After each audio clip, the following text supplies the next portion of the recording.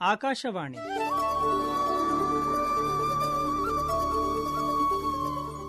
ಮನೋಚಿಂತನ ಮಾನಸಿಕ ಆರೋಗ್ಯದ ಅರಿವಿನ ಪ್ರಾಯೋಜಿತ ಕಾರ್ಯಕ್ರಮ ಸರಣಿ. ಕಾರ್ಯಕ್ರಮದ ಪ್ರಾಯೋಜಕರು ಕರ್ನಾಟಕ ರಾಜ್ಯ ಮಾನಸಿಕ ಆರೋಗ್ಯ ಪ್ರಾಧಿಕಾರ. ಆತ್ಮೀಯ ಕೇಳುಗರಿಗೆಲ್ಲ ಇಂದಿನ ಕಾರ್ಯಕ್ರಮಕ್ಕೆ ಪ್ರೀತಿಯ ಸ್ವಾಗತ. ಇಂದಿನ ಕಾರ್ಯಕ್ರಮದಲ್ಲಿ ನಮ್ಮ ಜೊತೆಗಿದ್ದಾರೆ ರಾಜರಾಜೇಶ್ವರಿ ಮೆಡಿಕಲ್ ಕಾಲೇಜ್ನ ಅಸಿಸ್ಟೆಂಟ್ ಪ್ರೊಫೆಸರ್ ಡಾಕ್ಟರ್ ಹರೀಶ್ ಅವರು. ಏಡ್ಸ್ ಮತ್ತು ಮನಸ್ಸಿನ ಆರೋಗ್ಯ ಈ ವಿಷಯವಾಗಿ ಹೆಚ್ಚಿನ ಮಾಹಿತಿಯನ್ನು ತಿಳಿಸ್ಕೊಡೋದಕ್ಕೆ ಇಂದಿನ ನಮ್ಮ ಕಾರ್ಯಕ್ರಮದಲ್ಲಿ ಬಂದಿದ್ದಾರೆ. ಡಾಕ್ಟರ್ ಹರೀಶ್ ಅವರೇ, ನಮಸ್ಕಾರ. ಕಾರ್ಯಕ್ರಮಕ್ಕೆ ಪ್ರೀತಿಯ ಸ್ವಾಗತ. ನಮಸ್ಕಾರ. ಕೇಳುಗರೆಲ್ಲರಿಗೂ ನಮಸ್ಕಾರ. ಡಾಕ್ಟರ್ ಹರೀಶ್ ಅವರೇ, ಮೊದಲಿಗೆ HIV ಅಂದ್ರೆ ಜನ ಭಯ ಬೀಳ್ತಾರೆ. ಅದರಲ್ಲೂ HIV ಇಂದ ಏಡ್ಸ್ ಆದಾಗ್ಲಂತೂ ತುಂಬಾನೇ ಭಯ ಬೀಳ್ತಾರೆ. ನಮ್ಮ ಜೀವನನೇ ಮುಗಿದೋಯ್ತು, ನಮ್ಗೆ ಇನ್ನೇನು ಮಾಡಕ್ಕಾಗಲ್ಲಪ್ಪ, ದೇಹದಲ್ಲಿ ಶಕ್ತಿ ಕುಂದುತ್ತಾ ಹೋಗುತ್ತೆ, ಆತರ ಎಲ್ಲ ಯೋಚನೆ ಮಾಡಿ ಮನಸ್ಸಿಗೆ ಒತ್ತಡವನ್ನ ತಂದುಕೊಂಡು ತುಂಬಾ ಭಯ ಬೀಳ್ತಾರೆ. ಈ ಒತ್ತಡ ಮನಸ್ಸಿನ ಕಾಯಿಲೆಗೆ ಕಾರಣವಾಗುತ್ತಾ? ನೀವು ಹೇಳಿದ್ದು ಬಹಳ ನಿಜ. ಹೌದು. ಸಾಮಾನ್ಯವಾಗಿ ನೀವು ಹೇಳ್ದಂಗೆ ಆ ಸೋಂಕು ಬಂದಿದೆ ಅಂತ ಗೊತ್ತಾದ ಕ್ಷಣನೇ ಎಷ್ಟೊಂದು ಜನಕ್ಕೆ ಬಹಳ ದೊಡ್ಡ ಆಘಾತ ಆಗುತ್ತೆ, ಒಂಥರ ನೆಲನೆ ಕುಸಿದಾಗುತ್ತೆ, ಮುಂದೆ ಏನು ಅನ್ನೋ ಪ್ರಶ್ನೆ ಎಲ್ಲ ಬರುತ್ತೆ. ಸೊ ಹೀಗಾಗಿ ಅದರಿಂದ ಆಗುವಂಥ ಮಾನಸಿಕ ಸಮಸ್ಯೆಗಳು ಬಹಳಷ್ಟಿವೆ. ಮೊದಲನೇದಾಗಿ ಹೇಗೆ HIV ಒಂದು ಮಾನಸಿಕ ಒತ್ತಡದ ಮೇಲೆ ಪರಿಣಾಮ ಬೀಳುತ್ತೆ ಅಂದರೆ, ಅದು ಬರೀ ಆ ಸುದ್ದಿ ಕೇಳಿದ ಆಘಾತ ಮಾತ್ರ ಅಲ್ಲ, ಅದು ಹೊರತಾಗಿಯೂ ಬೇರೆ ಕೆಲವೊಂದೊಂದು ಮೆಕ್ಯಾನಿಸಮ್ಸ್ ಅಥವಾ ವಿಧಗಳಿದೆ. ಒಂದು ಏನಾಗುತ್ತೆ, HIV ಒಂದು ಸೋಂಕು ಮೈಗೆ ಬಂದಾಗ ಮೈನ ಬೇರೆ ಬೇರೆ ಅಂಗಗಳಲ್ಲಿ ಹರಡುತ್ತದೆ. ವೈರಾಣು ಹರಡ್ತಾ ಕಡೆಗೆ ಮೆದುಳಿಗೆ ಬರುತ್ತೆ. ಮೆದುಳಿನಲ್ಲಿ ಅದು ಮಲ್ಟಿಪ್ಲೈ ಅಥವಾ ಅದು ಮತ್ತೆ ಜಾಸ್ತಿ ಆದಾಗ ಮೆದುಳಿನ ನರಗಳ ಮೇಲೆ ನೇರವಾದ ಒಂದು ಪರಿಣಾಮ ಬೀರುತ್ತೆ. ನ್ಯೂರಾನ್ಸ್ ಅಂತ ಏನು ಕರಿತೀವಿ ಅದು. ಆ ಮೆದುಳಿನೆಲ್ಲ ಏನೇ ಕ್ರಿಯೆ ಆಗಲಿ ಅಥವಾ ಮೆದುಳಿನ ಏನೇ ಕೆಲಸಗಳಾಗಲಿ, ಈಗ ಏಕಾಗ್ರತೆ ಇರಬಹುದು ಅಥವಾ ಮನಸ್ಥಿತಿಯ ಒಂದು ಸಮತೋಲನ ಕಾಯೋದಿರ್ಬೋದು, ಇದೇನೇ ಇದ್ರೂ ಅದರ ಮೇಲೆ ಪರಿಣಾಮ ನೇರವಾಗಿ ಬೀರುವಂಥ ಸಾಧ್ಯತೆ ಇರುತ್ತದೆ. ಈ ಥರ ನೇರ ಪ್ರಭಾವ ಬೀರಿದಾಗ ಏನಾದರೂ ಸಿಂಪ್ಟಮ್ಸ್ ಆಗುತ್ತಾ? ಅಂದರೆ ಮಾನಸಿಕ ಕಾಯಿಲೆ ಅಂತ ಏನಾದರೂ ಗೊತ್ತಾಗುತ್ತಾ? ಯಾವ ರೀತಿ? ಖಂಡಿತವಾಗೂ. ಒಂದು ಈ HIV ಸೋಂಕು ಏಡ್ಸ್ಗೆ ಪರಿವರ್ತನೆ ಆದಾಗ ಹಲವಾರು ಬಾರಿ ನೀವು ಹೇಳ್ದಂಗೆ ಸುಸ್ತಾಗೋದು, ಮತ್ತು ದೇಹ ಯಾಕೋ ಸಮತೋಲನದಲ್ಲಿಲ್ಲ, ನಾನು ಮಾಡೋ ಕೆಲಸದಲ್ಲಿ ಆಸಕ್ತಿ ಬರೋದಿಲ್ಲ, ಸುಸ್ತಾಗುತ್ತೆ, ಒಂದು ನನಗೆ ಯಾಕೋ ಮಾಡೋಕ್ಕೆ ಇವತ್ತು ಮನಸ್ಸು ಆಗ್ತಾ ಇಲ್ಲ ಅನಿಸೋದು, ತುಂಬ ನಿದ್ದೆ ಮಾಡಬೇಕು ಅನಿಸೋದು ಅಥವಾ ನಿದ್ದೆ ಬರದೇ ಇರೋಂಥದ್ದು. ಸೊ ಈ ರೀತಿ ಹಲವಾರು ರೀತಿ ನಮ್ಮ ದೇಹ ಅದಕ್ಕೆ ರೆಸ್ಪಾಂಡ್ ಆಗುತ್ತೆ. ಕೆಲವೊಮ್ಮೆ ಏನಾಗುತ್ತೆ, ನಮ್ಮ ಕಾಗ್ನೇಟಿವ್ ಫಂಕ್ಷನ್ಸ್ ಅಥವಾ ಏಕಾಗ್ರತೆ ಸ್ವಲ್ಪ ಕ್ರಿಯೆಗಳಿರ್ತದೆ, ಅಂದರೆ ನೆನಪಿನ ಶಕ್ತಿ ಆಗಿರ್ಬೋದು ಅಥವಾ ಈ ಕಾನ್ಸಂಟ್ರೇಷನ್, ಅಟೆನ್ಷನ್ ಅಂತ ಏನು ಕರಿತೀವಿ, ಇದರಲ್ಲಿ ವ್ಯತ್ಯಾಸಗಳು ಉಂಟಾಗುತ್ತೆ. ಸೊ ಇದರಲ್ಲಿ ವ್ಯತ್ಯಾಸ ಉಂಟಾಗ ತಾವು ಮಾಡೋ ಕೆಲಸದ ಮೇಲೆ ಗಮನ ಇರೋದಿಲ್ಲ, ಆಸಕ್ತಿ ಬರೋದಿಲ್ಲ, ಮತ್ತು ಕೆಲವು ಅವರ ಆ್ಯಕ್ಟಿವಿಟಿ ಅಥವಾ ಫಿಸಿಕಲ್ ಆ್ಯಕ್ಟಿವಿಟಿ ಅಥವಾ ಚಲನ ಶಕ್ತಿ ಇದರಲ್ಲಿ ಸ್ವಲ್ಪ ಮಂದತೆ ಕಾಣೋಂಥದ್ದು, ಇರೋದಂಥದ್ದು, ಈ ರೀತಿ ಪರಿಣಾಮಗಳು ತುಂಬ ಏಡ್ಸ್ ಆದಾಗ, HIV ಸೋಂಕಿನಿಂದ ಏಡ್ಸ್ ಆದಾಗ ಕಾಣಿಸೋ ಲಕ್ಷಣಗಳು. ಡಾಕ್ಟ್ರೇ, ಈ ಲಕ್ಷಣಗಳು ಕಂಡು ಬಂದಾಗ ಇದು ಮನೋರೋಗದ ಲಕ್ಷಣಗಳೇ ಅಂತ ನಮ್ಮ ರೋಗಿಗಳಿಗೆ ಗೊತ್ತಾಗೋದು ಹೇಗೆ? ಒಂದು ಸುಸ್ತು ಅಥವಾ ಕೆಲಸದಲ್ಲಿ ಏಕಾಗ್ರತೆ ಇಲ್ಲದೆ ಇರೋದು, ನೆನಪಿನ ಶಕ್ತಿನಲ್ಲಿ ಕೊರತೆ ಆಗ್ತಿರೋದು, ಅದರ ಜೊತೆಗೆ ಸ್ವಲ್ಪ ಮನಸ್ಥಿತಿಯ ಸಮಸ್ಯೆಗಳು ಅಂದರೆ ಮೂಡ್ ಸಿಂಪ್ಟಮ್ಸ್ ಬರ್ತದೆ. ಒಂದು ದುಃಖ, ಬೇಜಾರು, ಆತಂಕ, ಸದಾ ಭಯ, ಈ ರೀತಿ ಸಮಸ್ಯೆಗಳು ಜೊತೆಯಲ್ಲಿದ್ದಾಗ ಅವು ಸ್ವಲ್ಪ ಮಾನಸಿಕ ಸಮಸ್ಯೆಗಳ ರೀತಿ ಸ್ವಲ್ಪ ಇರಬಹುದು ಅನ್ನೋದು ನಮ್ಮ ರೋಗಿಗಳಿಗೆ ಒಂದು ಸ್ವಲ್ಪ ಅರಿವು ಬರ್ತದೆ. ಆ ತಕ್ಷಣದಲ್ಲಿ ಅವರು ತಮ್ಮ ವೈದ್ಯಕೀಯ ಸಲಹೆಗಳನ್ನು ತಗೊಂಡಾಗ ಅದನ್ನು ಸ್ವಲ್ಪ ಕನ್ಫರ್ಮ್ ಅಂತೂ ಮಾಡ್ಕೋಬಹುದು. ಈ ಮನೋರೋಗದ ಲಕ್ಷಣಗಳು ಕಂಡು ಬಂದಾಗ ಈಗ ರೋಗಿಗಳು ಬರ್ತಾರೆ ನಿಮ್ಮ ಹತ್ರ, ಸಮಸ್ಯೆಗಳನ್ನ ಹೇಳ್ತಾರೆ, ಯಾವ ರೀತಿ ನೀವು ಡಯಾಗ್ನೈಸ್ ಮಾಡ್ತೀರಾ? ಅವ್ರಿಗೆ ಚಿಕಿತ್ಸೆ ಯಾವ ರೀತಿ ಕೊಡ್ತೀರಾ? ಮೊದಲು HIV ಯಾವ ಸ್ಟೇಜಲ್ಲಿದೆ, CD4 ಕೌಂಟ್ ಅಂತ ಕರಿತೀವಿ, ಕೆಲವು ರಕ್ತ ಪರೀಕ್ಷೆಗಳು, ಮತ್ತು ಅವರ ದೈಹಿಕ ಸ್ಥಿತಿ ಆ ಸಂದರ್ಭದಲ್ಲಿ ಹೇಗಿದೆ, ಇದು ನಮ್ಮ ಮೊದಲ ಆದ್ಯತೆ ಆಗುತ್ತೆ. ಆ ನಂತರ ಅವರ ಚಟುವಟಿಕೆಗಳು ಹೇಗಿದೆ. ಈಗ ಒಬ್ಬ ವ್ಯಕ್ತಿ ಬೆಳಗ್ಗೆ ಎದ್ದು ಕೆಲಸಕ್ಕೆ ಹೋಗ್ತಿದ್ರೆ ಆ ಕೆಲಸದಲ್ಲಿ ಅವನು ಹೇಗೆ ತೊಡ್ಕೊಳಕ್ಕಾಗ್ತಿದೆ, ಅವನು ಮನೆಗೆ ಬಂದಾಗ ಮನೆ ಮಂದಿ ಜೊತೆ ಅವರು ಹೇಗೆ ವ್ಯವಹರಿಸ್ತಿದ್ದಾರೆ, ಮತ್ತು ತಮ್ಮ ಬಯೋಲಾಜಿಕಲ್ ಫಂಕ್ಷನ್ಸ್ ಅಂದರೆ ನಿದ್ರೆ, ಊಟ, ಇದೆಲ್ಲ ಹೇಗಿದೆ, ಇದರಲ್ಲಿ ಏನಾರ ವ್ಯತ್ಯಾಸ ಇದೆಯಾ, ಈ ಇನ್ಫಾರ್ಮೇಷನ್ ಅಥವಾ ಈ ಮಾಹಿತಿನ ನಾವು ಅವ್ರ ಹತ್ರ ಮಾತಾಡಿ ಇಂಟರ್ವ್ಯೂ ಮಾಡಿ ತಗೊಂಡಾಗ ಅದ್ರ ಮೇಲೆ ನಾವು ಒಂದು ಡಯಾಗ್ನೋಸ್ಟಿಕ್ ಕನ್ಕ್ಲೂಷನ್ಗೆ ಬರ್ಬೋದು. ಮತ್ತು ಸಹಜವಾಗಿ ಎಲ್ರಿಗೂ ಆತಂಕ, ಭಯ ಬರುತ್ತೆ ಇಂಥದ್ದಿದ್ದಾಗ. ಅದರ ಪ್ರಮಾಣವನ್ನು ಒಂದು ಸ್ವಲ್ಪ ಮಾಪನ ಮಾಡ್ಕೋತೀವಿ ನಾವು ಒಂದು ಅಸೆಸ್ಮೆಂಟಲ್ಲಿ. ಸಿವಿಯಾರಿಟಿ, ಈಗ ಸಣ್ಣದಾಗಿ ಭಯ ಇದ್ದರೆ ಓಕೆ, ಅವರು ಅಷ್ಟಿದ್ದರೂ ಅವರಿಗೂ ಅವರ ವ್ಯವಹಾರಗಳನ್ನ ಮಾಡ್ಕೋತಿರ್ತಾರೆ. ಬಟ್ ತೀವ್ರ ಥರದವಾಗಿದ್ದಾಗ ಅವ್ರಿಗೆ ಸ್ವಲ್ಪ ಅವರ ಕೆಲಸ ಇದ್ದದ್ದು ಸ್ವಲ್ಪ ಅದರದ್ದು ಪರಿಣಾಮ ಕಾಣಿಸುತ್ತೆ.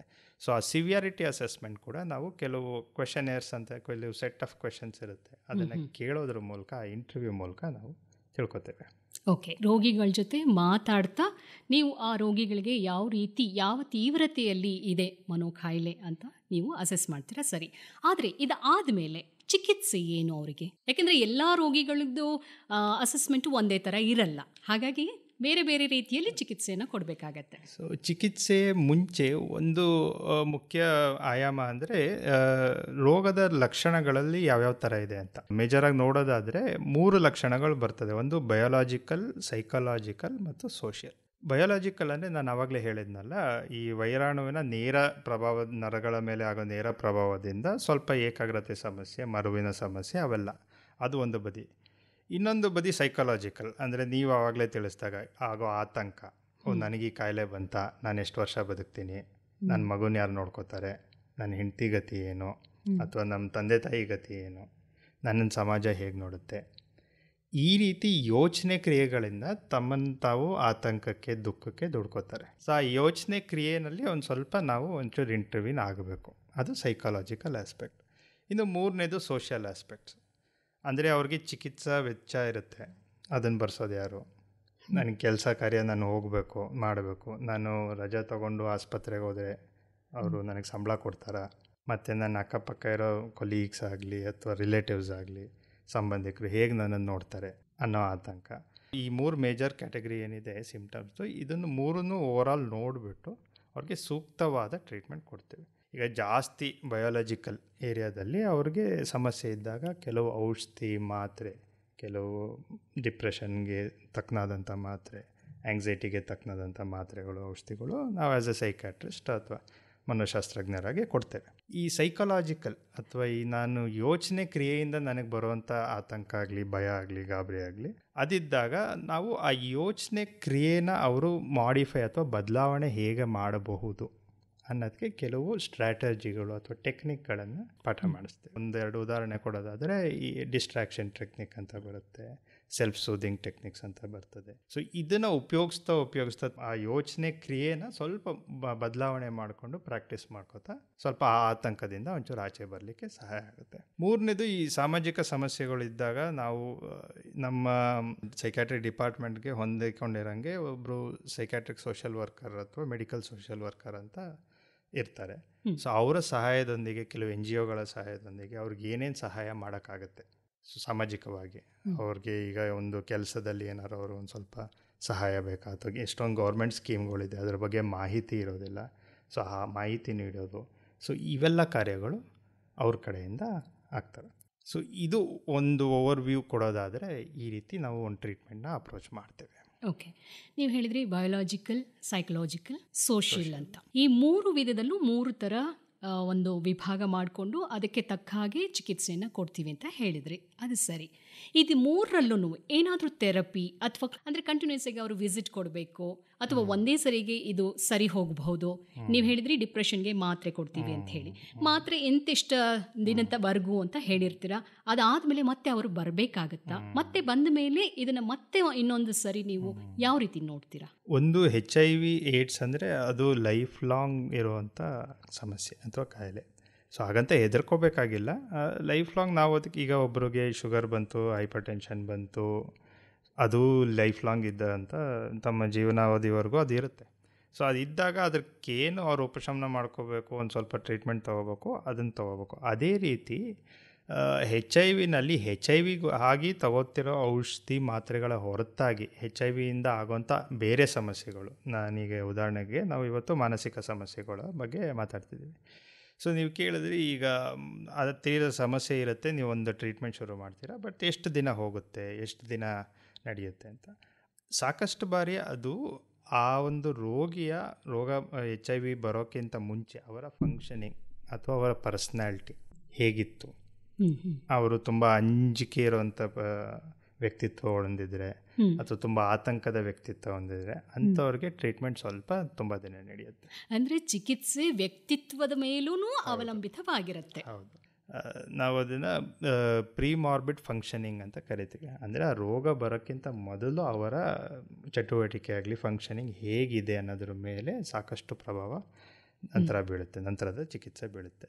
ಸೊ ಹಾಗಾಗಿ ವೆಲ್ ಅಡ್ಜಸ್ಟೆಡ್ ಅಥವಾ ತುಂಬ ಒಳ್ಳೆಯ ಫಂಕ್ಷನಿಂಗ್ ಇದ್ದಂಥ ವ್ಯಕ್ತಿಗಳಲ್ಲಿ ಈ ಸಮಸ್ಯೆ ಒಂದು ಡ್ಯೂರೇಷನ್ ಹೇಳಬೇಕು ಅಂದರೆ 6 ತಿಂಗಳು, ವರ್ಷ, 1.5 ವರ್ಷ ತಮ್ಮ ಯೋಚನೆ ಕ್ರಿಯೆನ ಸ್ವಲ್ಪ ಸರಿ ಮಾಡ್ಕೊಳ್ಳಿಕ್ಕೆ ಅವ್ರು ಪ್ರಯತ್ನ ಪಟ್ಟಲ್ಲಿ ಸಾಧ್ಯವಾಗುತ್ತೆ. ಕೆಲವ್ರಿಗೆ ಯಾರಿಗೆ ಆ ಫಂಕ್ಷನಿಂಗ್ ಸ್ವಲ್ಪ ಇರಲ್ಲ ಅಥವಾ ಸಾಮಾಜಿಕವಾಗಿ ಅವ್ರು ತುಂಬ ಸಮಸ್ಯೆಯನ್ನು ಎದುರಿಸ್ತಿರ್ತಾರೆ, ಅಂಥವ್ರಿಗೆ ಸುಮಾರು ವರ್ಷಗಳ ಗಟ್ಟಲೆ ಒಮ್ಮೆ ಚಿಕಿತ್ಸೆ ಕೊಡಬೇಕಾಗತ್ತೆ. ಈ ಮೈಲ್ಡ್ ಫಾರ್ಮ್ ಆಫ್ ಸಿಂಪ್ಟಮ್ಸ್, ಈ ಸ್ವಲ್ಪ ಆತಂಕ, ಸ್ವಲ್ಪ ಬೇಜಾರು, ದುಃಖ, ಇಂಥವ್ರಿಗೆ ಕೆಲವು ವಾರಗಳ ಮಟ್ಟಿಗೆ ಚಿಕಿತ್ಸೆ, ಔಷಧಿ ಮಾತ್ರೆ ಆಗಲಿ ಅಥವಾ ನಮ್ಮ ಕೌನ್ಸಿಲಿಂಗ್ ಸೆಷನ್ಸ್ ಅಥವಾ ಥೆರಪಿ ಸ್ಟ್ರಾಟಜೀಸ್ ಆಗಲಿ 4-5 ವಾರ 6 ವಾರಗಳ ತನಕ ಹೇಳಿ ಸಾಕು, ಅವರು ಅದನ್ನು ನಿಭಾಯಿಸಬಹುದು. ಅಂದರೆ ಇಂತಹ ರೋಗಿಗಳಿಗೆ ಆಪ್ತ ಸಮಾಲೋಚನೆ ಬೇಕೇ ಬೇಕು ಅಂತ ಹೇಳ್ತೀರಾ? ಖಂಡಿತವಾಗಿ. ಸಾಕಷ್ಟು ವಿಧಗಳಿದೆ. ಒಂದು, ಈ ಸೋಂಕು ಬಂದಿರೋಂಥ ರೋಗಿ ಹೊರತಾಗಿ ಅವರ ಮನೆಯವರಲ್ಲಿ ಭಾಳ ಆತಂಕ ಇರುತ್ತೆ. ಇವತ್ತು ನಮ್ಮ ಮನೇಲಿ ಒಬ್ರಿಗೆ ಬಂದುಬಿಟ್ಟಿದೆ, ಏನು ಮಾಡೋದು, ನಮಗೂ ಬರುತ್ತಾ ಅನ್ನೋ ಆತಂಕ ಇರುತ್ತೆ. ಸೊ ಮೊದಲು ನಾವು ಮಾಡೋದು ಎಜುಕೇಷನ್.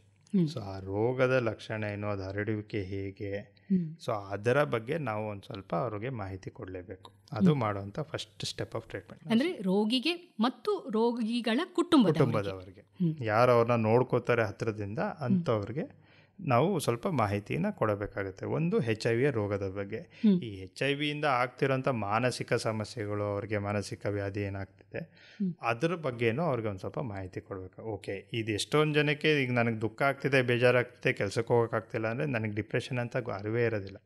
ನನಗೆ ಯಾಕೋ ಹಿಂಗೆ ಆಗ್ತಿದೆ, ನೀವು ಬಂದು ನನಗೇನೋ ಒಂದು ಮಾತ್ರೆ ಕೊಡಿ ಅಂತ ಸಾಕಷ್ಟು ಜನ ಬರ್ತಾರೆ. ಸೊ ಅಂಥವ್ರಿಗೆ ಡಿಪ್ರೆಷನ್ ಅಂದ್ರೇನು, ದುಃಖ ಅಂದ್ರೇನು, ನಮ್ಮ ಯೋಚನೆಗಳು ನಮ್ಮ ಮನಸ್ಥಿತಿನೇ ಹೇಗೆ ಬದಲಾವಣೆ ಮಾಡುತ್ತೆ, ಈ ಕ್ರಿಯೆ ಬಗ್ಗೆ ನಾವು ಒಂದು ಸ್ವಲ್ಪ ಕೂರಿಸಿ ಅವ್ರಿಗೆ ಒಂದು ಆಪ್ತ ಸಮಾಲೋಚನೆಯಲ್ಲಿ ತಿಳುವಳಿಕೆ ಹೇಳ್ಕೊಡ್ತೀವಿ. ಸೊ ಆಗ ಅವರು ತಮ್ಮ ಯೋಚನೆ ಕ್ರಿಯೆ ಬದಲಾಯಿಸ್ಕೊಂಡ್ರೆ ನನ್ನ ಮನಸ್ಥಿತಿನೂ ಇಂಪ್ರೂವ್ ಆಗುತ್ತೆ ಅನ್ನೋ ಅರಿವು ಬಂದಾಗ ಅದ್ರ ಕಡೆ ಅವರು ಒಂದು ಹೆಜ್ಜೆ ಇಡೋಕ್ಕೆ ಶುರು ಮಾಡ್ತಾರೆ. ಅದ್ರ ಜೊತೆಗೆ ನಾವು ಇನ್ನೊಂದೇನು ಹೇಳ್ಕೊಡ್ತೀವಿ ಸಾಮಾನ್ಯವಾಗಿ ಅಂದರೆ, ಎಂದೂ ಟ್ರೀಟ್ಮೆಂಟ್ನ ಹೊರತಾಗಿ ಇರಬೇಡಿ. ಸೊ ಕಂಪ್ಲಯನ್ಸ್ ಅಂತ ಕರಿತೀವಿ ನಾವು. ಟ್ರೀಟ್ಮೆಂಟಲ್ಲಿ ಫಾಲೋ ಅಪ್ಪಲ್ಲಿ ಎಂದಿಗೂ ಇರಬೇಕು, ಮಿಸ್ ಮಾಡಬಾರ್ದು. ಸೊ ಅದನ್ನು ನಾವು ಸ್ಪೆಸಿಫೈ ಮಾಡಿ ಕೌನ್ಸಿಲಿಂಗ್ ಸೆಷನ್ಸಲ್ಲಿ ನಾವು ತಿಳಿಸ್ಕೊಡ್ತೇವೆ. ಇದ್ರ ಹೊರತಾಗಿ ಕೆಲವು ಟ್ರೀಟ್ಮೆಂಟ್ಗಳು ಅದರದ್ದೇ ಆದಂಥ ಕೆಲವು ಅಡ್ಡಪರಿಣಾಮ ಇದ್ದೇ ಇರುತ್ತೆ. ಕೆಲವು HIV ಅಂತ ತಗೊಳ್ಳೋಂಥ ಮಾತ್ರೆಗಳಲ್ಲೇ ಸ್ವಲ್ಪ ಮಾನಸಿಕ ಸಮಸ್ಯೆಗಳು ಆಗೋಂಥದ್ದು ಸಾಧ್ಯತೆ ಇರುತ್ತೆ. ಅಂದರೆ ಅದರದ್ದು side effects, psychiatric side effects ಕೂಡ ಇರ್ತವೆ. ಕೆಲವು HIV ಆಂಟಿರೆಟ್ರೋವೈರಲ್ ಥೆರಪಿ ಕೊಡ್ತೀವಲ್ಲ, ಆ್ಯಂಟಿ ವೈರಲ್ ಮೆಡಿಕೇಶನ್ಸ್, ಸೊ ಅದರದ್ದು ಕೆಲವು ಸೈಕ್ಯಾಟ್ರಿಕ್ ಸೈಡ್ ಎಫೆಕ್ಟ್ಸ್ ಇರ್ತದೆ.